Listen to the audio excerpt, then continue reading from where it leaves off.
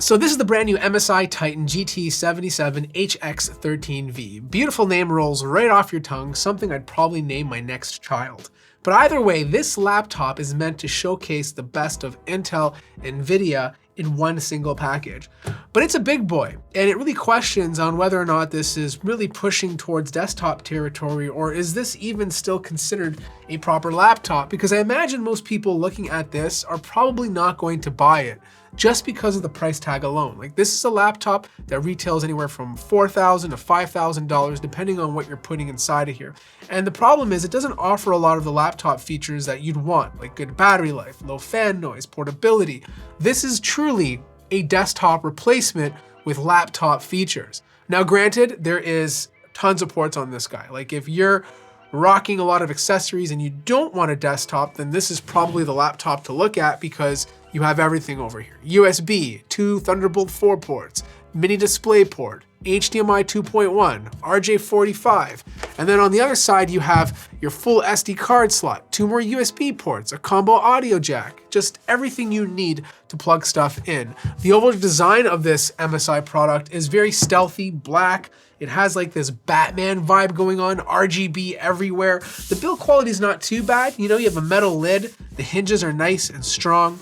The back extends all the way to the end just so that you have more room for cooling. It's a heavy laptop though. Like, I think this is what, 3.2, 3.3 kilograms, but then you add on to this insanely massive power brick, which is 330 watts. Like, this is the size of a thin and light notebook. You're literally carrying 3 laptops in your backpack. Granted, I would say this laptop is also partly made of stickers because there are so many stickers on here that I think this is being held up by stickers alone. I do like this keyboard though. Like, this is one of the best keyboards I've used on a gaming laptop. Like, these keys are so clicky. It's a mechanical keyboard. It's using MX Cherry switches, and when you type on this thing, it feels so good. There is a bit of keyboard flex though. I would have loved a bit more rigidity in the middle, but you do have a full-size numpad, and the overall layout doesn't feel cramped just because there's so much space on the deck of the keyboard. Now, because this is a black laptop, you're gonna see a lot of fingerprints everywhere. Like, you can tell right here, there's 4 pounds of grease on the touchpad already. The touchpad feels smooth, very nice. It's glass. Moving the mouse around the screen is nice and accurate. Fingerprint scanner on the right-hand side, and there's tons of speakers to listen to music. But the problem is, when you are gaming on this thing, the fans get loud, right? Like, there's a lot going on in here that it needs to continuously cool the CPU and GPU, so the fans are on, over 50 decibels. And if you're gaming, that can be very annoying. Like, you're gonna have to have a good pair of headphones. They're gonna have to be passively blocking out noise, or the fans will get to you. But there's a few things that make this product really stand out, and the first one is this display. This is a mini LED display. We're gonna see a lot of these on laptops this year, and this one happens to be super gorgeous. Like, we're talking about 908 nits of brightness in SDR mode. It just makes games look so good. You know, like the HDR pops on, it just gives you a different visual experience compared to before, compared to some of the regular IPS panels that we're currently used to. Now, unfortunately, this is not a 16:10 display. So it is 16:9, which is obviously more favorable if you're a gamer, but if you're someone who's delving into a content creation world but also loves to game, you probably prefer a 16:10 display instead. The webcam is 720p, so not the best. I'd expect a more high resolution webcam on a laptop this expensive, but I don't think a lot of people will be using this webcam, probably their own personal one if they decide to stream with this thing. But look, you're not here for this laptop specifically. You wanna know how well this thing performs, because let's face it, this is the best of Intel and Nvidia getting together, okay, in one big, massive chassis. And overall, the performance is impressive. It's insane. Like, this 13980HX processor with 24 cores is faster than a desktop 12900K. That is absolutely bonkers. Then you pair that with an RTX 4090, you get one of the fastest products that are currently on the market. In fact, this is probably the fastest laptop I'm going to be testing this year.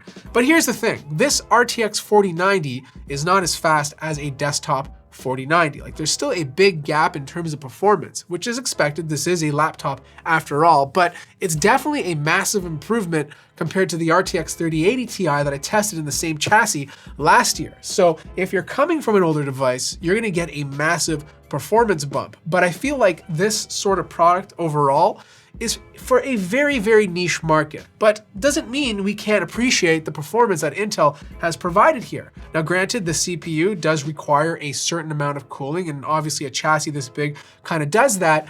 But when you have this style of cooling, you can really push these things because you're literally getting desktop CPU performance, which is crazy to see in a laptop like this. Now, MSI does have a few different performance profiles you can mess around with. Most of my testing was done with extreme performance mode, but if you don't want fans to be as loud, you can reduce it to silent, but just note that you will be reducing the amount of performance you're getting with this laptop. So I'd probably only use it if you're not gaming.